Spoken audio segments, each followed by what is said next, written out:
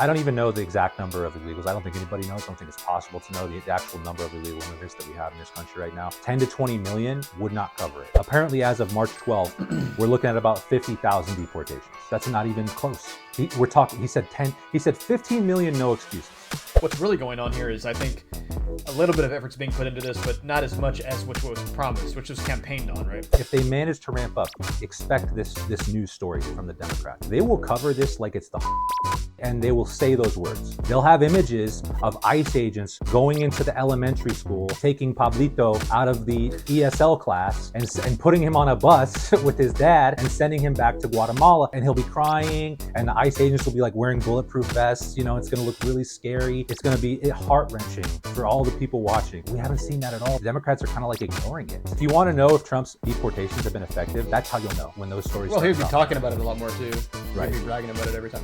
Oh, we're going downtown, like, hey guys, let's kind of be careful. Yeah, everywhere. In 1920, that is not a thing. You get the downfall of the cities, right? Yeah. Now it's a point where everyone's leaving cities because they don't see the point of living there. Are you actually going to go to a country and just not know their language and expect to just that they cater to you? Of course not. I mean, we do that. It's not something that's just as simple as, oh, the crime rates are going up, or oh, like you just said, the jobs that are not reported on, so they're able to, you're not able to compete with these folks. The culture is shifting in California to a point where it's no longer California from 1848. Now we're 2025, and we have people leaving California, Meta headquarters going to Tennessee because they spent more better for the values of the country.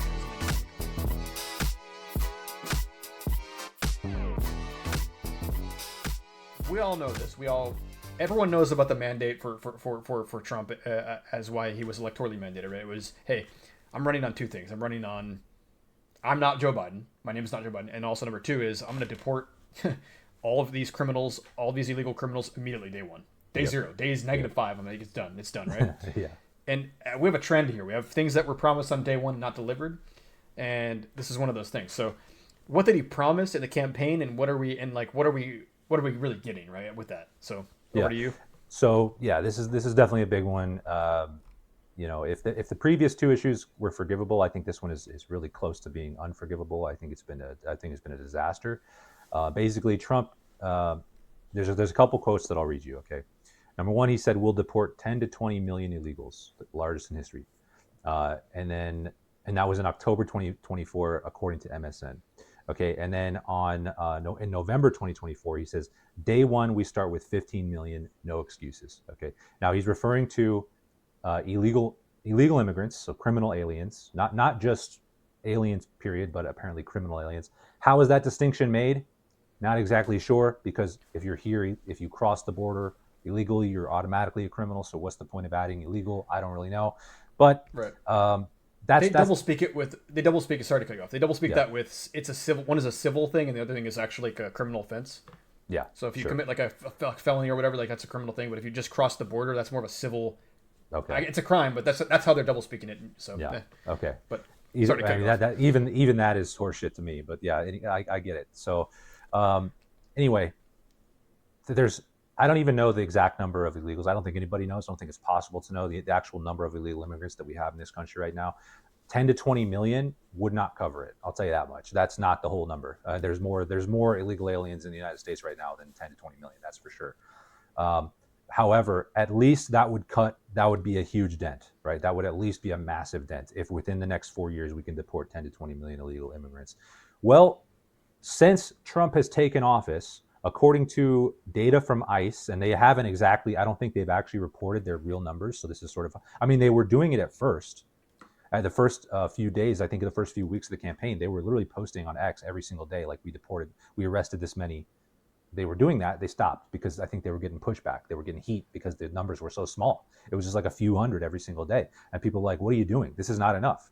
And so they eventually gave up and they stopped. But anyway, apparently as of March 12th, we're looking at about 50,000 deportations, right? Which is pathetic, okay? Over an entire year, that is, what is that, 600,000, right? Over an entire year. And that's assuming that they keep up this pace, they don't ramp up, they don't slow down, okay? Over 4 years, what would that be? A little over 2 million, okay? 2.4 million. 2.4 million. That's not even close. He said 15 million, no excuses. On the high end, he said, yes. He said day one. Yeah, and So I don't know what that's impossible. He was going to deport 15 million people in one day, but I don't know exactly what. But I assume he means that was his goal starting day one. They were going to get working on beyond that pace. We're so far from that it's not even funny. 2.4 million is a joke. It's actually fucking pathetic. Like I'm and to be charitable, border crossings are down, so we've actually secured the border. So that is one thing good. The numbers are not increasing at the rate that they once were, which is definitely a big win. But the fact yeah, is, we have like something like 30 million plus illegal immigrants in this country, and it's the same question we just talked about. You want to know where your money's going? You want to know everything's so fucking expensive because you're competing with 30 million immigrants who work for like less than minimum wage, do bullshit jobs. You're in housing is more expensive because of that. Food is more expensive because of that. They're using services, so your entitlements are getting screwed up. right. Everything is worse because of this situation. They have to go. They have to be deported. It needs to be like an effort that we've never seen before. I'll tell you this: before Trump took office, I knew, and this may come if they manage to ramp up. Expect this news story from the Democrats. They will cover this like it's the Holocaust. Okay, they will say those words. They will say exactly those words that this is the new Holocaust. They'll have images of ICE agents going into the elementary school and taking Pablito out of the ESL class and putting him on a bus with his dad and sending him back to Guatemala. They're gonna and he'll be crying, and the ICE agents will be like wearing bulletproof vests. It's gonna look really scary, and it's gonna be heart wrenching for all the people watching. I'll be like, yes, illegal immigrants, deport them, get them out of this country, right? But anyway, that's the story that's going to come. They're going to treat this like it's the Holocaust. I was looking forward to that. Not the because it's a smear. It's not what's really going on. But I was looking forward to the Democrat overreaction to what's happening. Yeah, I was looking forward to this thing like, man, they're making so much progress that the Democrats, all they can do is stoke people's emotions and get yeah. people upset. I was looking forward to seeing them. We haven't seen that at all. That's not even really. It's not even like the Democrats are kind of like ignoring it, like because they Yeah, know because it's like nothing's this. happening. Yeah, He's done nothing. And if you want to know if Trump's deportations have been effective, that's how you'll know. I promise you, that's how you'll know. That's when those stories well, he start would be cropping talking up. about it a lot more too. He'd Right. be bragging about it every time. And Yeah. I think to be a little bit not charitable. Let me steelman first. Okay. Let's suppose that this problem is solved exponentially rather than linearly. So if it is, then yeah, we're on track, right? Because then it's Yeah. 50,000, then 100,000, then we're doubling that to 200,000, then see where I'm going with this? Yes. Yes. Let's assume that that's how it works. Yes. Just that's not how it works in my mind, but that's the case.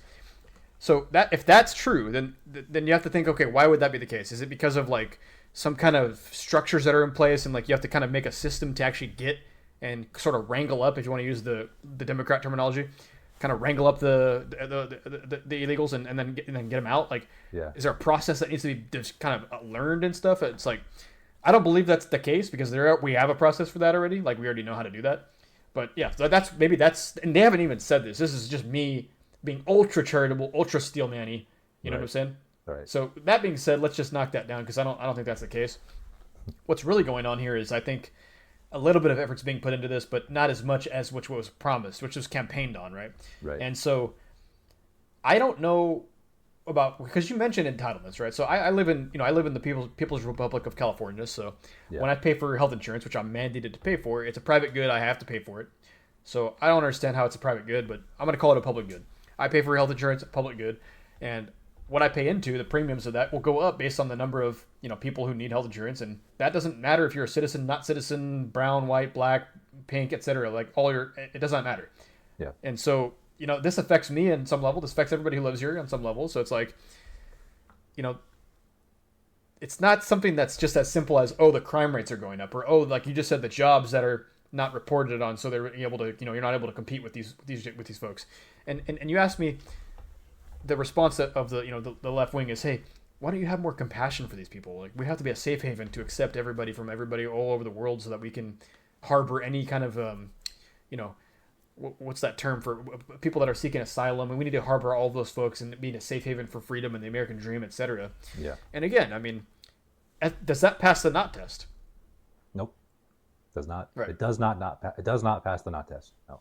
Right. Is there anybody on the planet that would say the converse of that and with proudly, hey, nobody should have to live in a country that is corrupt and not fair, you know, Right. and like their life would no one's life should be bad. Right.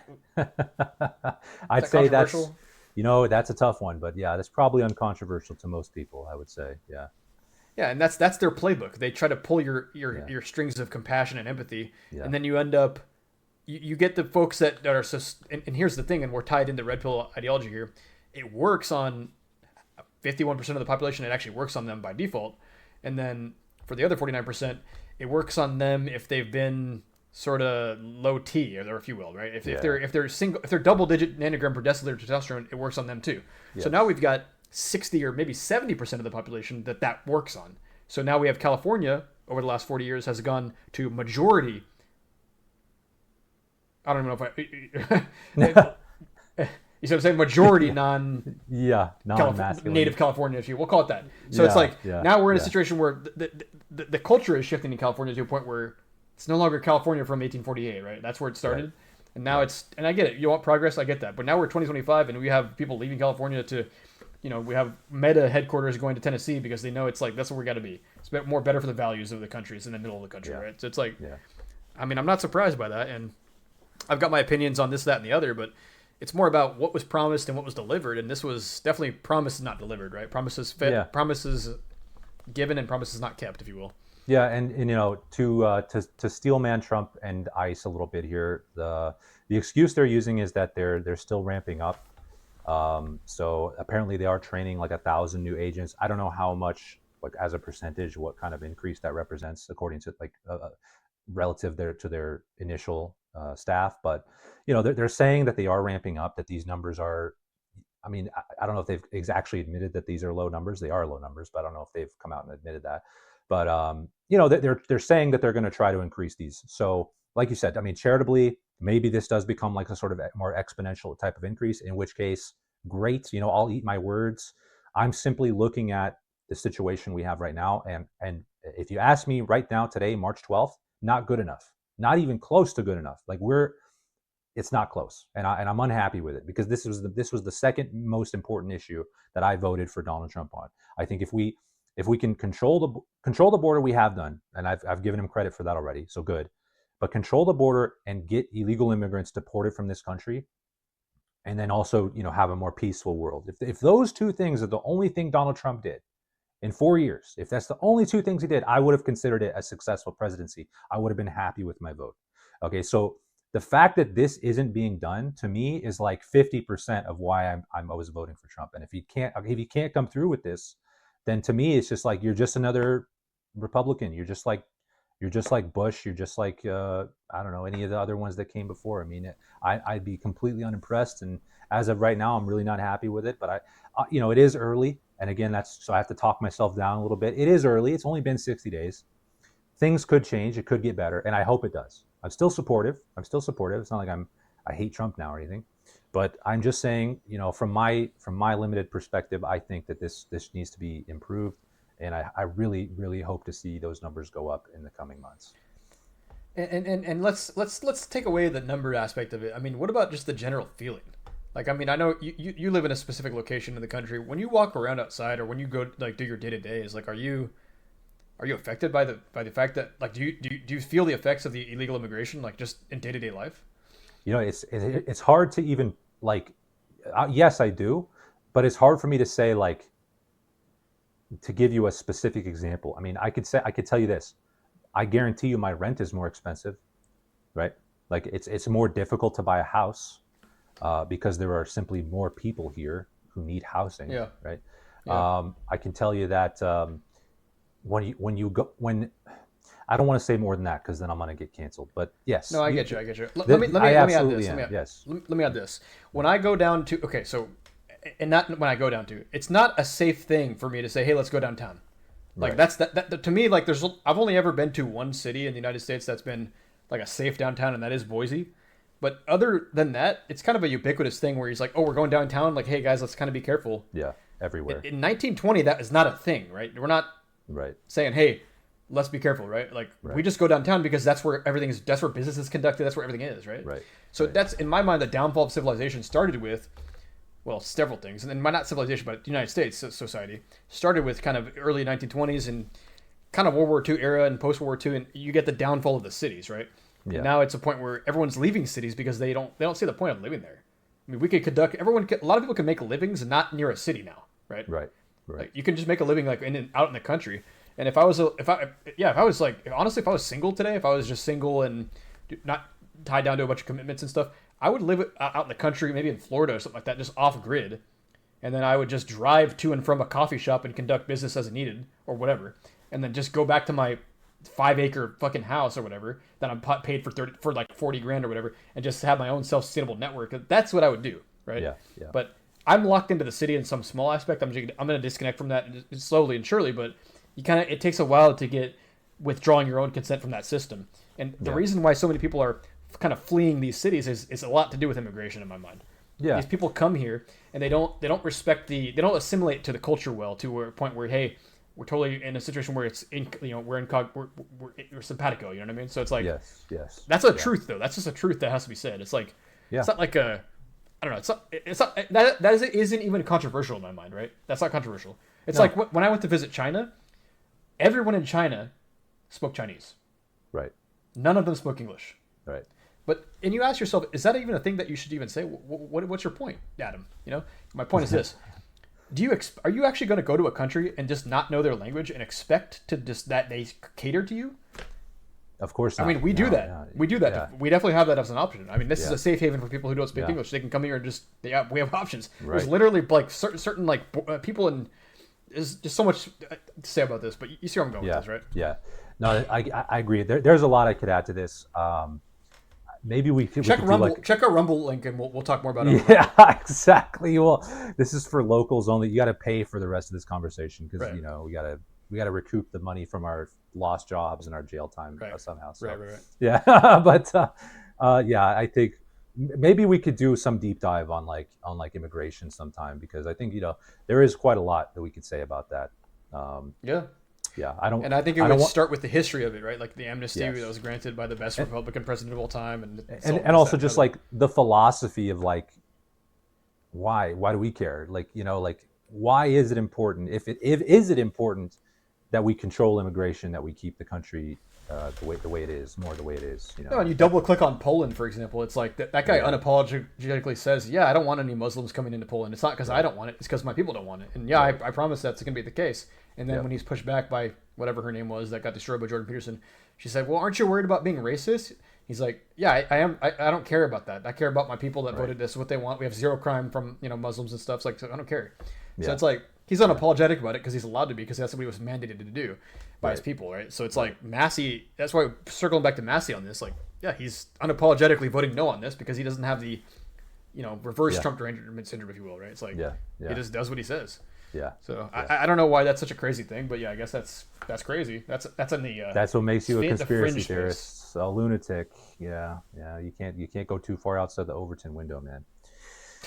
And we got close just now, man. We were right on the edge of the Overton window, bro. We had to end that conversation. We got to move on to the next. I mean, I think I already did say too much, so we might have to edit some of that out. I definitely did. Oh, I definitely did. Yeah. We're probably in fact, you're probably going to see that we edited a little bit of this out, and you're going to have to fill in your own situation. But it's just it's just like that's the situation. It's like that's why, and this is kind of perfectly segue into the censorship like state is like we're not being censored by like law. There's a law that says we can't talk about this, right? We're just being enforced that your neighbor is like now being told by CNN, hey, don't let your neighbors talk about this, that, and the other because it's going to kill your grandma if you give vaccine hesitancy, right? Like that whole term. If you're hesitant to the vaccine, like you're going to kill your neighbor's grandma. So what that happens is you now are scolded for even questioning, hey, is it even safe and effective? You're going to kill my grandma. Yeah. Does it cause myocarditis? You're gonna kill my grandma. Is it needed? You're gonna kill my grandma. What is the mortality rate for people below the age of 18? You're gonna kill my grandma. 100% for grandmas. That's for sure. Exactly. You know what I'm saying? So that's their whole thing. They shut down, deny, depose, delete, whatever. Right? That's it's kind of. I mean, I don't know. That's where I'm at with that, and I'm perfectly happy to segue into the Doge situation if you want to, but. Yeah, I'm disappointed with the whole mass deportation thing, and I'm disappointed with a lot of stuff with Trump, and I Yeah. don't like these Trump sycophants who are like, it's like I actually this is why I hate politics, and I'm ranting here, just rambling a little bit, but it's because so much of this is that hey, I love Trump because I can identify with this whole cult, right? Or Yeah. hey, I hate Trump because I think I can identify with that cult. I feel like, and everyone must, so many people must say this, but I feel like I'm truly immune to that whole world where I'm saying, hey, Trump said this, that was good. Trump said that and did that, that was bad. Trump did this and that and the other, and that was great. Trump overall is good, I think, for many reasons. Trump Yeah. underall is bad. Right? Yeah. Yeah. I Underall. can Yeah. actually say that stuff, and you can Yeah. too. And I think like Yeah. so many Yeah. people become victims of. I have to support everything he says and does, otherwise I'm not, loyal to the whole cause Yeah. or whatever. So Well, I'll tell you I that don't know. the whole the rabbit hole, or like the vortex that I get sucked into when it comes to this is like, I want to believe that things can get better, right? Like, in my heart of hearts, I'm optimistic. Like, I'm a romantic person. I want to believe, like, yes, we have all these issues in front of us, but we can fix them if we all just come together as a people and hold hands and sing songs. We're going to make the world a better place. I want to believe that. I want to believe that that's true. Now, I know that the world doesn't work that way, and but sometimes, what I have to shake myself out of, and I'm pretty good at it, so it doesn't go to this extreme. But what I have to shake myself out of is, like, I look at Trump and I'm like, man, he could do it. He's the guy. Like, he's got the energy, he's got the momentum, he's got the bases behind him. This is the time. Like, he could do this. He could actually fix some of these problems that we have. And then, reality sort of enters the picture, and it's like, yeah, he's the guy in some respects, but in many respects he's not the guy. He's Israel's guy, he's AIPAC's guy in many respects. And it's just going to kind of continue down that road with a lot of these things. And honestly, so what I have to do is just sort of manage my expectations. And I mean, I've been critical of Trump through this whole episode, so hopefully it's obvious. Like, yes, I'm fully capable of criticizing Trump and understanding where he's gone wrong. But yeah, like you said, at this moment, I'm still firmly in the camp of I support him. Firmly, it's not even I'm Mm-hmm. not even Mm-hmm. really wavered from that. It's simply, I'm not super happy with what's gone on yet, but I know for certain that the alternative would have been way, way worse.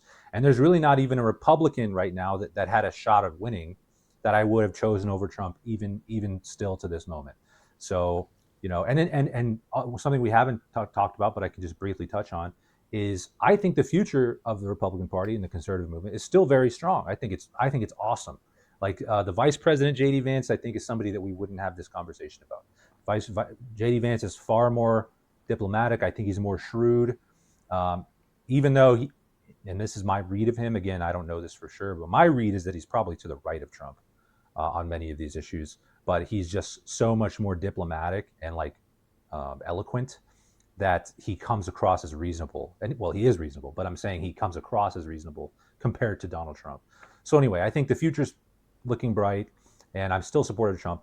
But overall, I'd have to give mixed results, mixed grades on his progress. But what's up, guys? Thanks for checking out this clip from the Maneuver Life podcast. If you enjoyed it, consider liking and subscribing and leaving a comment, even if it's just because you want to tell us how dumb you think we are, but especially if you want to tell us how much you agree with what we were saying. We have weekly uploads every single Monday, long-form conversations just like this one. So consider checking it out one way or the other. Thank you so much for your attention. You have a good rest of your day.